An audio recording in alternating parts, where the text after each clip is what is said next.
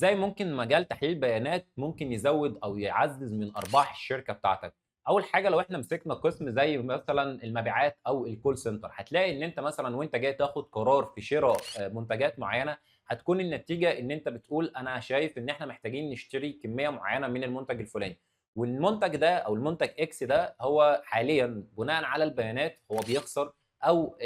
طلب عليه قليل جدًا، فمعنى إنك تشتري منه طلبية وكمية معيّنة وهو حاليًا مش مطلوب في السوق ومش عليه طلب كبير جدًا، فده معناه إن أنت بتخسر فلوس على أرض الواقع. أمّا لو استخدمت مجال تحليل البيانات فهيقول لك إن المعدل أو الtrend line بتاع المنتج ده خلال الفترة اللي فاتت قَل بشكل كبير جدًا، فإحنا محتاجين إن إحنا نقلل من الكميات اللي بنشتريها، دي جزئية. الجزئية التانية هي إن أنت هتركّز أو البيانات هتقول لك إيه أكتر المنتجات المبيعًا دلوقتي، فبدل ما كنت هتشتري المنتج X هتشتري المنتج Y اللي هو فعلًا حاليًا مبيعًا هو أكثر حاجة، وفي نفس الوقت أنت محتاج إن أنت تشتري منه كمية عشان يبقى عندك مخزون من المنتج ده، فده جزء مهم جدًا مبني على الdata وليس مبني على الإحساس بتاعك أنا شايف إن إحنا محتاجين نشتري كذا، هي مش بالإحساس، هي بالبيانات بتاعتك وإنك تستخدم الdata driven decision أو اتخاذ القرارات المبنية على الdata. ده جزء مهم جدًا. بعد كده عندنا مثلًا الاحتفاظ بالعُملا،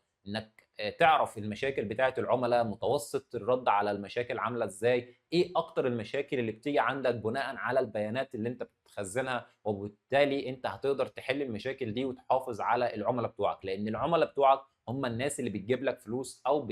بتكسّب الشركة بتاعتك فلوس، وبالتالي فأنت محتاج تركّز على الجزء بتاع الdata عشان تقدر في الآخر تعزّز من الأرباح بتاعتك، وفي شركات كتيرة جدًا اللي استخدمت مجال تحليل البيانات قالت إن الأرباح بتاعتهم زادت بنسبة 20% عن الطبيعي في لمّا استخدموا مجال تحليل البيانات واتخذوا قرارات مبنية على الdata اللي هي الdata driven decision. أشوفكم على خير والسلام عليكم ورحمة الله وبركاته.